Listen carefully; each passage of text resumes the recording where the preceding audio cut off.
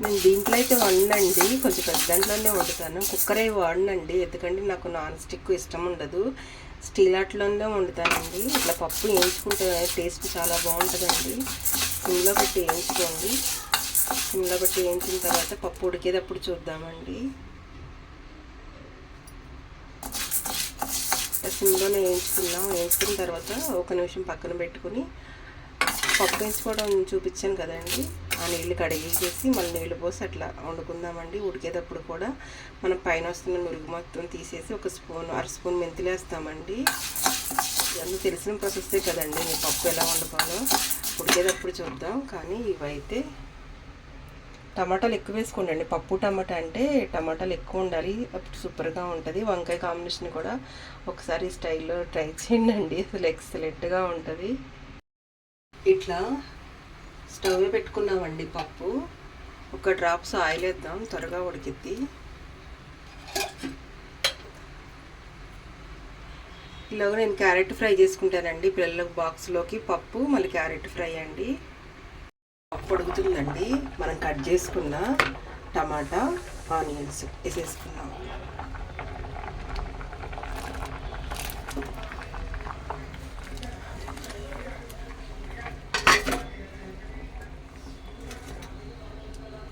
ఇట్లా ఉడకనిద్దామండి.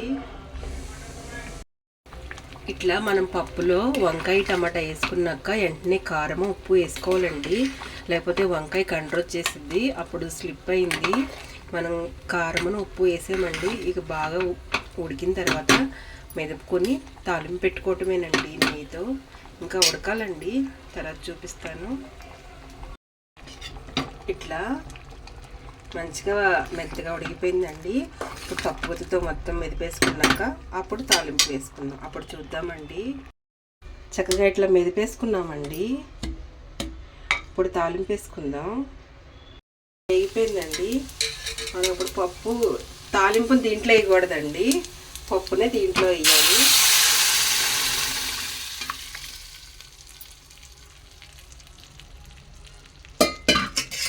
పచ్చివాసన ఉన్న పోద్దండి, అందుకని మనం తాలింపునే దీంట్లో వేయాలండి, పప్పు వేయకూడదు. ఇది ఒకటి గుర్తుపెట్టుకోండి.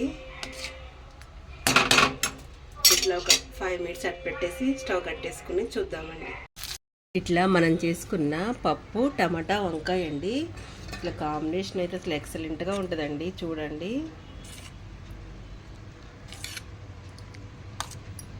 ఇట్లా చాలా బాగుంటుందండి. దీంట్లోకి నేను పిల్లలకైతే క్యారెట్ ఫ్రై చేశానండి, బాక్సులు పెట్టాలి. సరే అండి, మీరు కూడా ఇలాగే చేసుకుని వీలుంటే కామెంట్ చేయండి. ఇండియా తెలుగు రుచులు, అందులో నా ఛానల్ సబ్స్క్రైబ్ చేసుకోండి. వీడియో కూడా ఫుల్ చూడండి, మధ్యలో ఆపేయకండి. ఫుల్ చూస్తేనే తెలుస్తుంది. ఇండియా తెలుగు రుచులు. ఉంటానండి మరి, బాయ్.